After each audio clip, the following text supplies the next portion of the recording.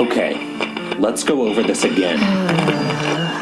Well, if some of us were a little better on our feet, we wouldn't have to get our stories so straight. I have a very honest face. I'm serious. If Frank goes wandering, or if our downstairs neighbor gets restless... We get it, Roger. One person with Frank, one person with Bob at all times. I think we can manage that much. We probably didn't need a printed schedule. Did you make this in Excel? Is there a problem with that?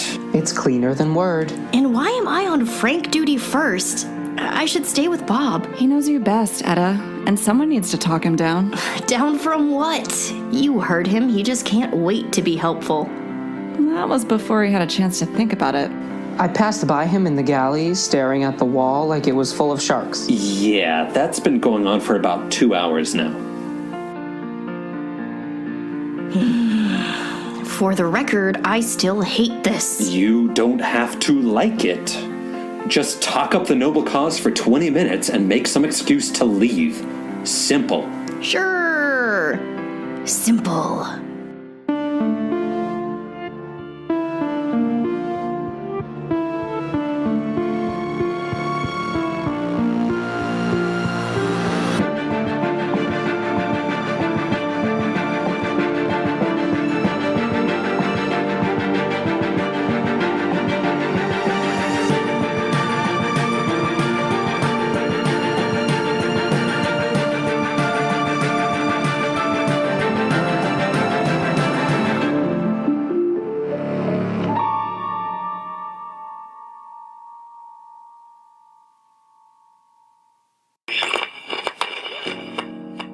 Are you hungry?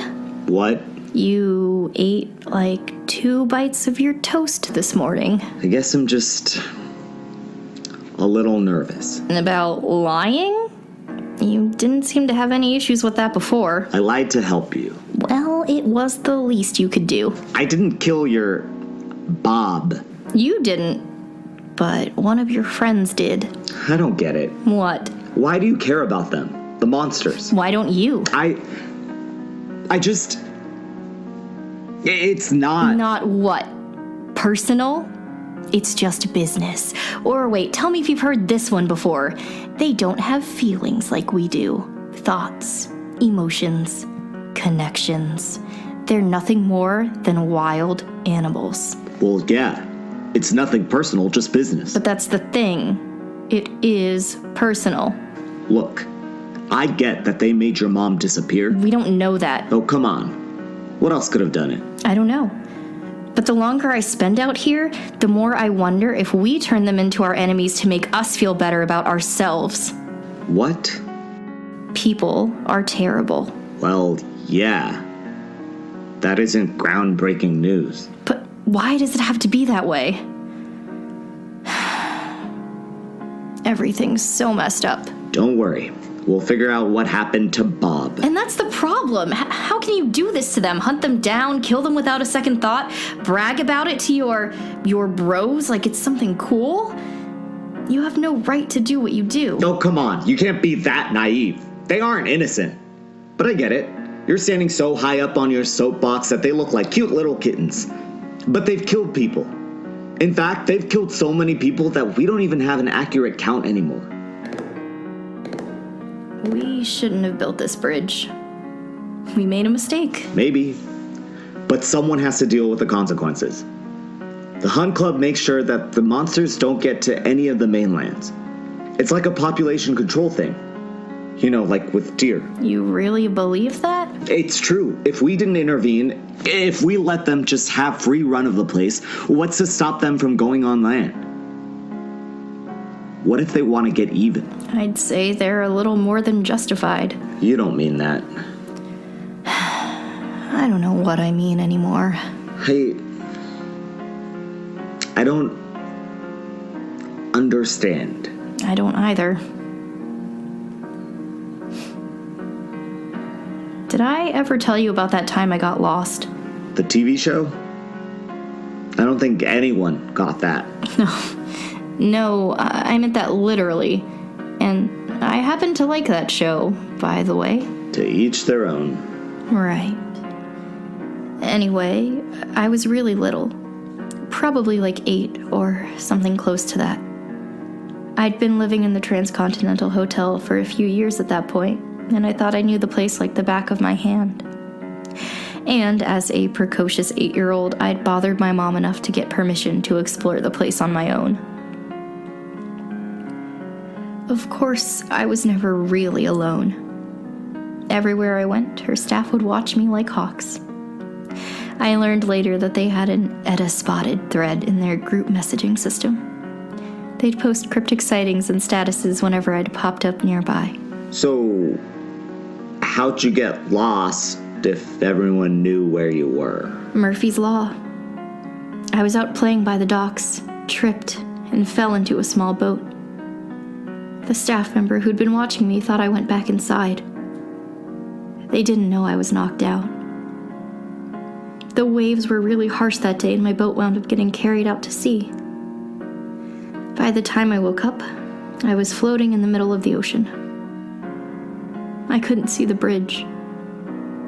I had no idea where I was. So, I did what anyone would do in my situation. I cried. How'd you get out of it? I didn't. I sat there in the boat, useless, as the sun sank low and night wrapped its cold tendrils around me.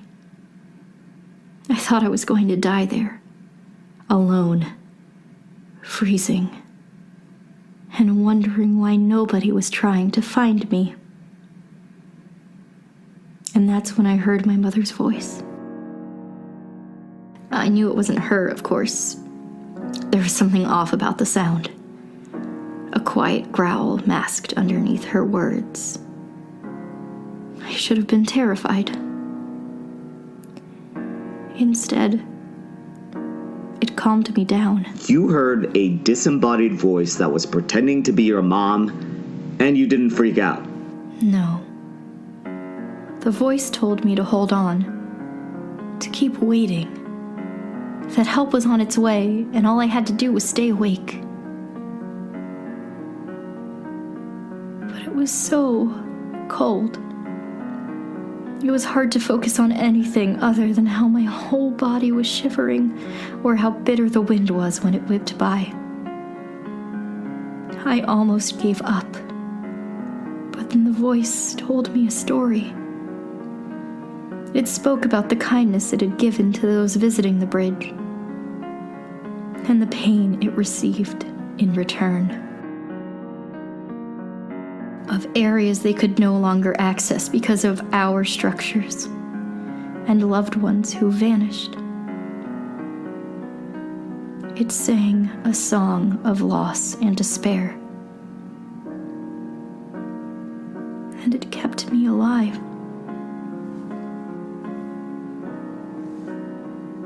Help did come, finally. They never explained how they found me, but I remember my mom looking out into the water, nodding as we sped back toward the hotel. Whatever was there that day, it helped me, even though it had no reason to. People like me, like us, had done enough damage to everything that the voice could have easily left me there alone. Instead, it made sure I had company, and that my mom could find me. You want to know why I care about them so much? Because they showed compassion for a lost little girl who needed help. They didn't abandon me when I needed them most. And, well, that's more than I can say for some people who were supposed to care about me. You mean your mom? We're done here.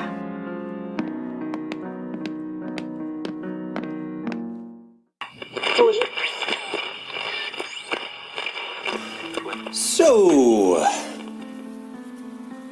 nervous? No. Just wanted to take a look at this mic before I have to wear it. Make sure you guys can hear it, right? Okay. It's just that you seem nervous. Raj, I'm kind of trying to concentrate over here, prepare myself mentally. Oh, Don't let me stop you then. Just pretend I'm not here.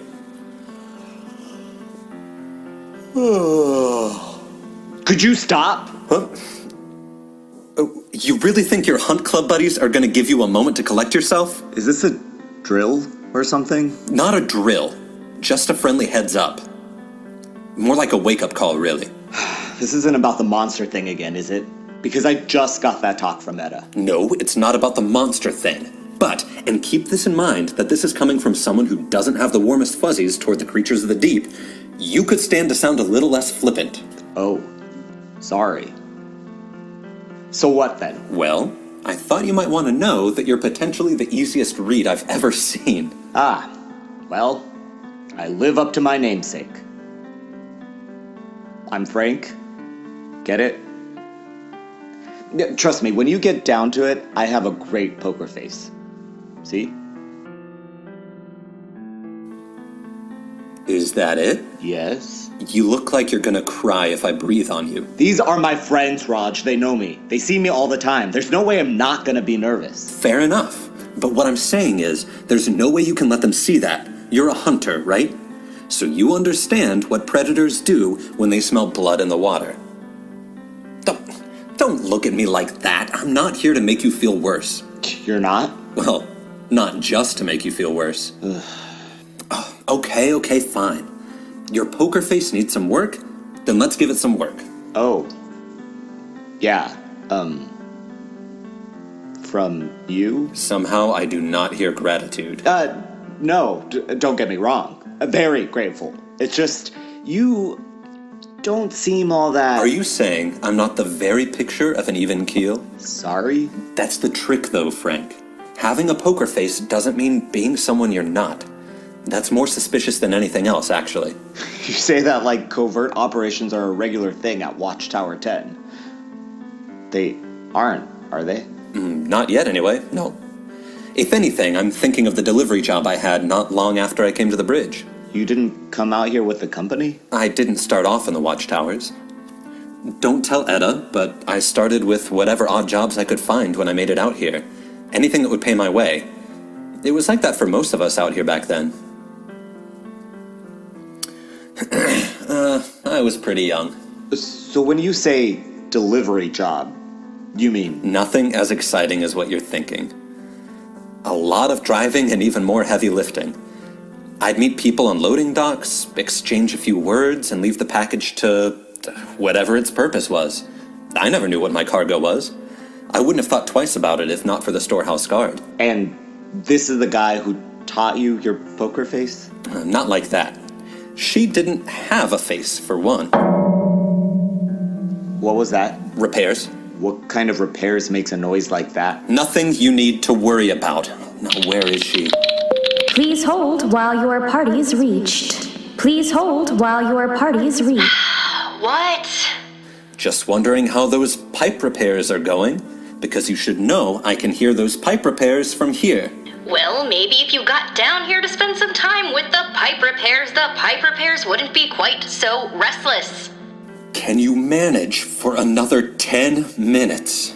Okay, just don't blame me if the pipe repairs get noisy.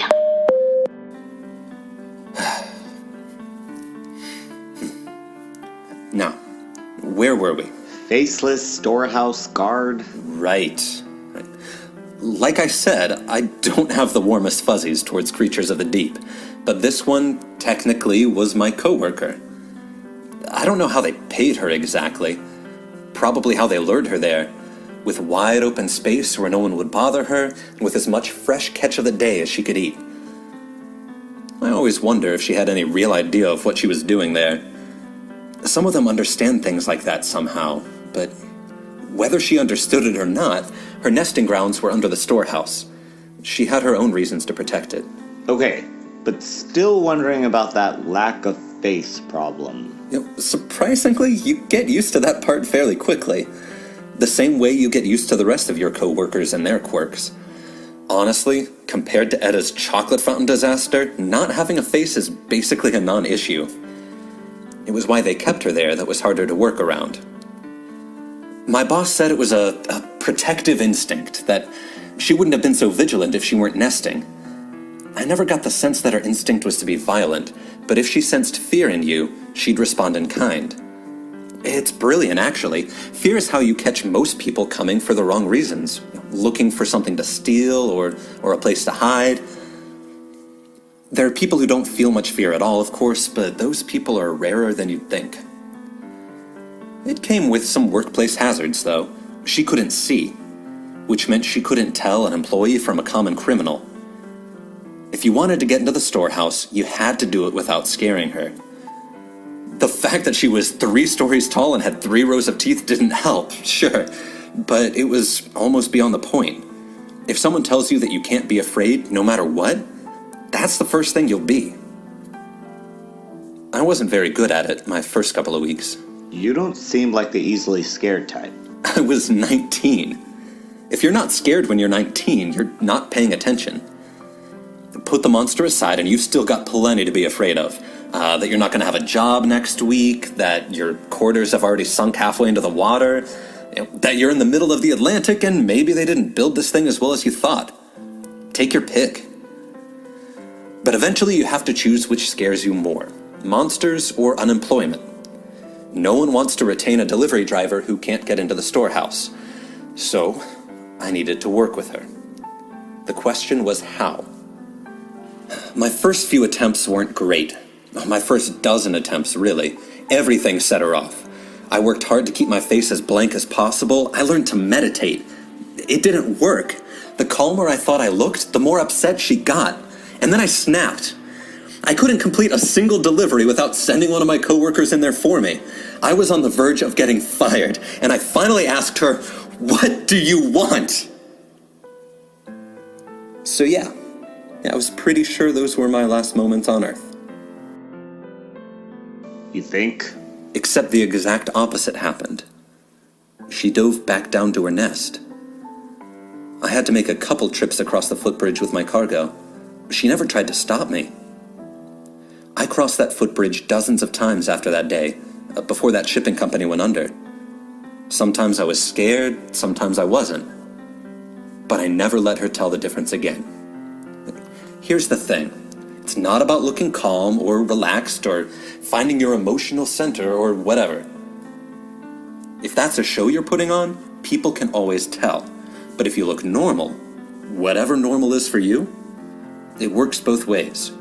It's the easiest thing for you to remember and the hardest thing for them to see through. How do you do that? I mean, be normal, even when you're not. Well, what's the phrase? Fake it till you make it. I'll leave you to it. Sure.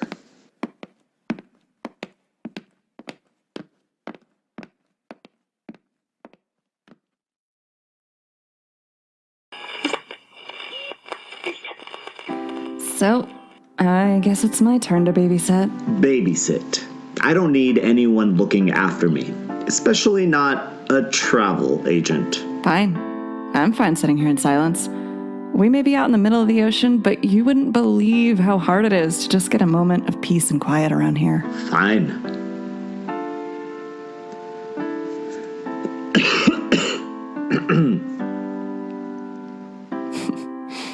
This is killing you, isn't it? Not at all. Oh, so you're aware that you're a terrible liar. Wait, what are you doing with your face? Did Roger just give you a lecture on this? This is my newly reinvented poker face. Of course, it always comes back to poker somehow with Roger. What's that supposed to mean? You know, it's not even about trying to mold your facial features into whatever this is. Lying isn't about convincing other people. It's about convincing yourself. So, I realize you don't have the strongest moral compass. Hey, now just because I hunt monsters that have and will kill people. But moral compass or no, you think these people at the hunt club are your friends. And friends are the hardest people to lie to if you don't believe in the lie yourself. And you'd know. You'd be surprised. For someone who kills apparently in the name of protecting others, I think you'd get it too. Sometimes you have to do bad things to save good people. See? So you get why I joined the hunt club. No. You're just proving my point. That's a lie you've told so many times, you believe it yourself. Listen, I'll give you a better example. What have you heard about travel agent training? That it's where flight attendants go when they're tired of actually dealing with people. Well, Frank, some agents don't ever make it out of training. They don't make it out alive. Oh, you know what? Knowing what you know about what's out here along the bridge, you really think becoming a travel agent is a breeze? You think just because there aren't travelers that there aren't people we need to keep safe? Prospective travel agents go into training for all sorts of reasons. Sometimes the wrong reasons. They think because they're good people, they can do some good in the world by coming out here and trying to make life on the bridge just a little bit better. But you know what happens when those good people get in over their heads? Someone like me has to step in and save them from themselves. And that's never as glorious as it sounds either. There's this one kid, Harley, just out of college going through training when I was. Freckles, sweet smile, the whole innocent deal. They hadn't ever seen the ocean until they got out to the training center. And they definitely hadn't ever been through any sort of rigorous physical training. Those boot camp days were long and hard. At least 3 agents broke a bone or sprained an ankle or, got a black eye somehow. Harley did all of the above. And what made it so much worse was how badly Harley wanted it. They skipped meals to get extra hours in the gym. They skipped sleep to run late at night or in the morning when no one was watching. I'm sure they would have been so good at the crisis management parts, the classroom parts of the training, but they would never make it there. Some people just aren't cut out for that pressure. And I just couldn't watch it anymore. I had to step in. It wasn't easy to go to the captain, but it was for Harley's own good. And it was easy to pull real concern into my voice when I told the captain that Harley had a problem. It was just one simple step further to say that they'd been doping to try and keep up with the rest of us. And it was easy to reflect that same look of disappointment I saw in the captain's eyes right back at her. Because of course, I was disappointed too. You just have to find the truth in the lie and feel that truth. That's what makes it believable. Oh, I get it. So you convince yourself that sabotage was for their own good. You lied to yourself. Yeah, I think we're done here. I've got other things to do. I'm really not suited for playing babysitter, obviously. Let's get you to someone who is. Well, are you coming? What? Where are we going? The safest place up here. Birdie's Garden Domain.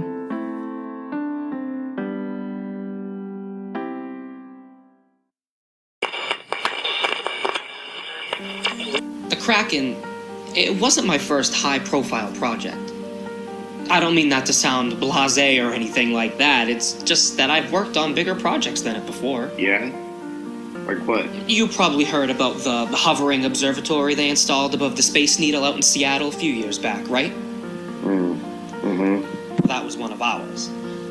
But Aqualands, the Kraken, it should have been a turning point for my career. I'd been part of a team of engineers before, but this was the first time I'd been asked to lead everyone. And it was hardly a cakewalk of a project. I mean, aside from the project itself, the whole team was a bit jumpy. There were all of the rumors about the place. Music not everyone could hear, vanishing park-goers, people, the things that cried blood. We ignored the stories in the beginning. It was pretty easy. The beginnings of most projects were simple cases of math and science. And mathematicians and scientists? We're a skeptical bunch. If you prove a theorem or a hypothesis, you may have a case with us, but we'll still need to see some more experiments because really, a one-time occurrence could just be an anomaly. Small minds, Birdie. The things I've seen out there in the Hunt Club, I could tell you about some one-time occurrences that may have you rethinking that. I've been stationed at the Watchtower almost 3 years now, Frank. I've seen enough strange things out here that I know that just because an experience can't be repeated, that doesn't make it any less real. That's the thing about those experiences that you only get once. Wouldn't you give anything sometimes to be able to live them again? What, over and over again?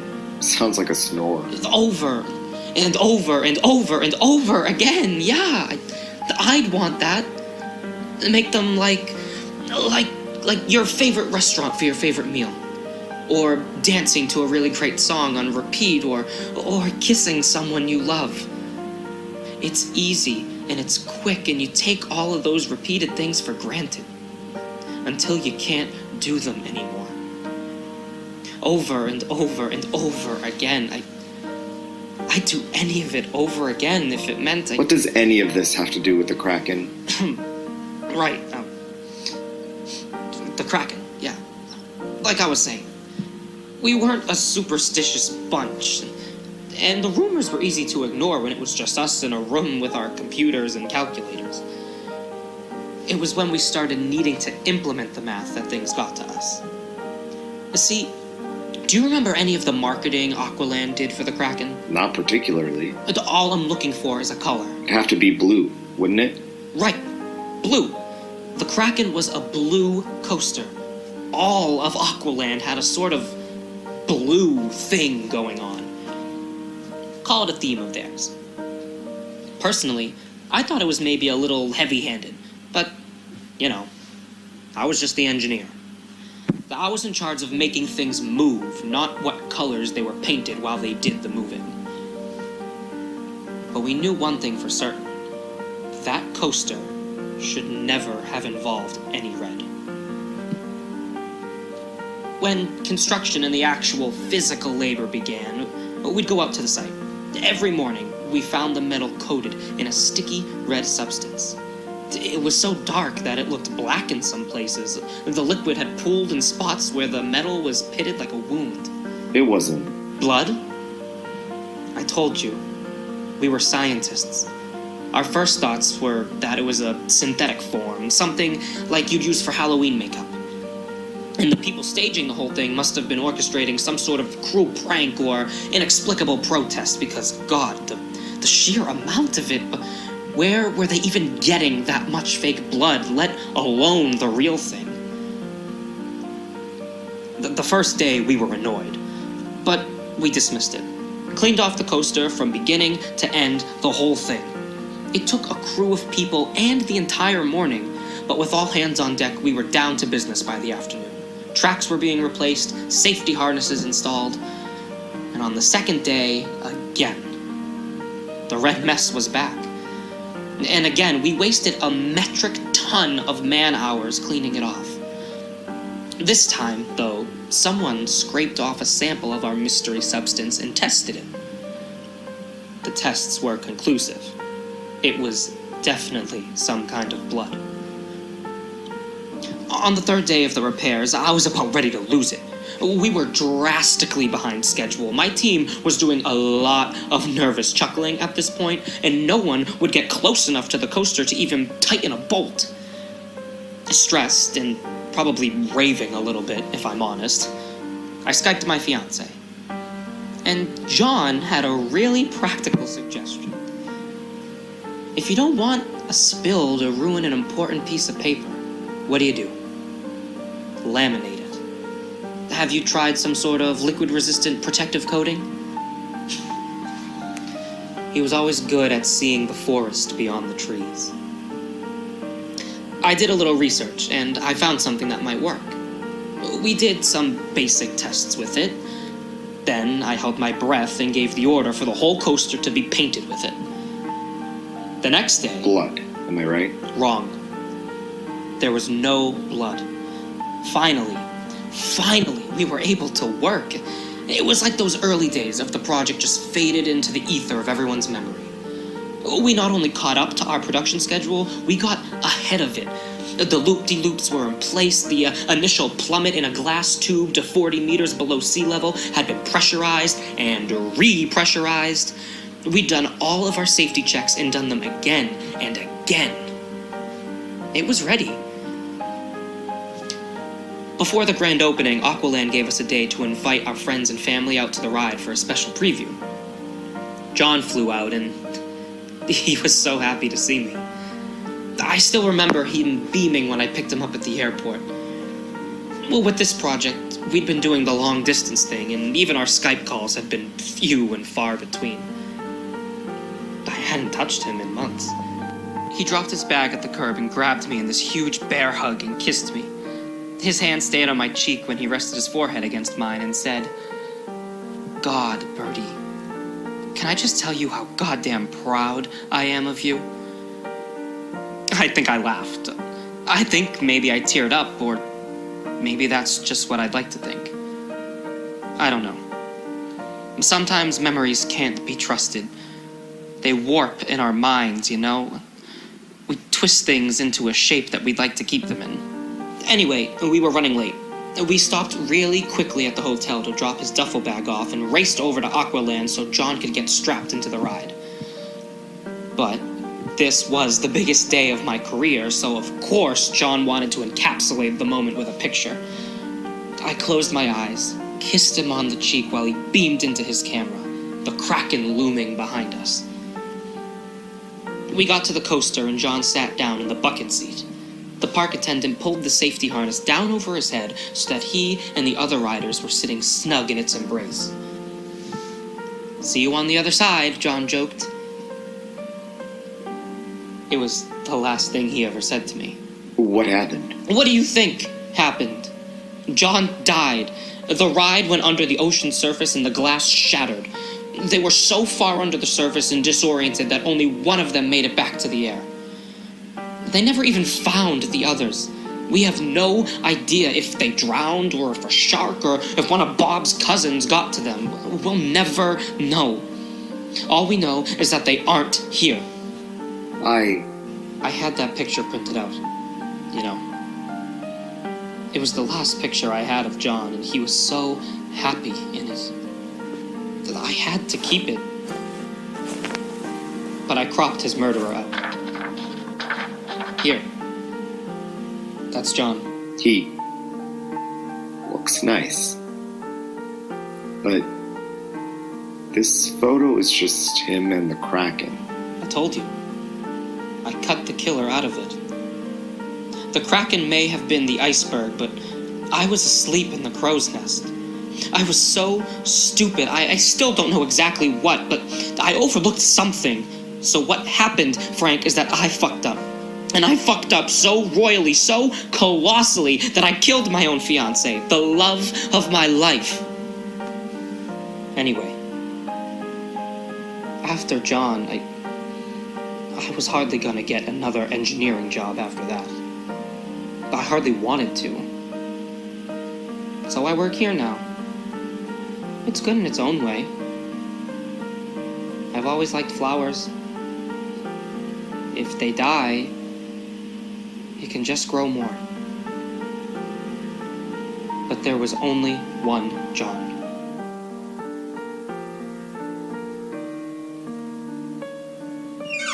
Oh, hey, I thought you could probably use some Birdie. Who's still here? Already got some Birdie right here, Raj. But I'll take that tea. Thank you. Roger? Birdie? Didn't expect to see you here. Didn't you have that thing? Thing? I don't... That thing, Birdie? That thing from the schedule, that 3 o'clock p.m., 5 minutes ago thing? Oh, God. Oh, God, the 5 minutes ago thing, yes. Bert? You okay, man? Frank, I'm so sorry. But I have to, I need to be...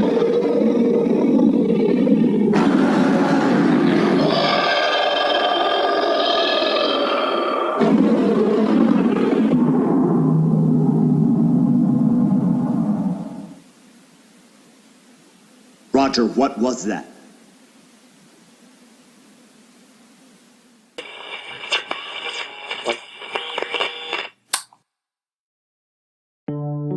Thank you so much for listening to The Bridge. This episode was written by Rebecca Mahoney, Jen Elysian, Liz Hall, and Alex Brown.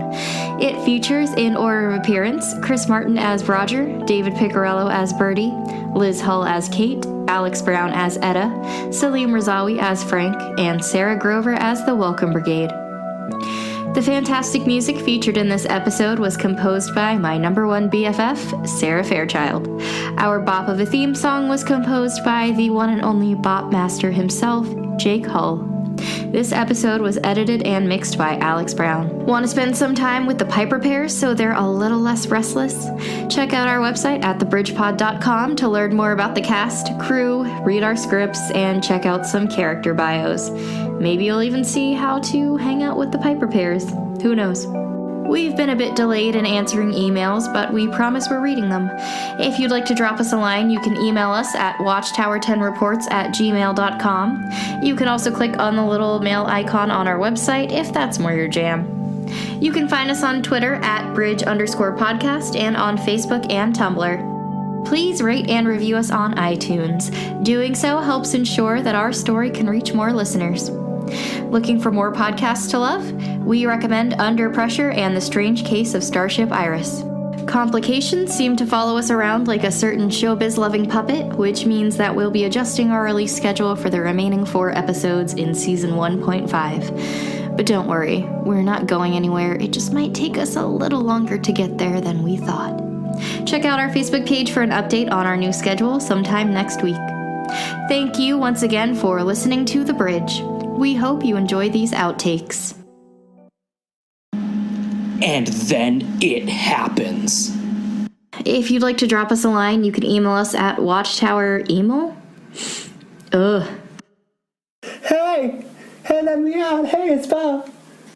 We're friendly, unless you're a member of the Hunt Club. Please rate and review. Artemis! Are you a member of the Hunt Club? Is that what this is right now? That sounds like original internet noises. Like modem sounds. Aqualand. All right.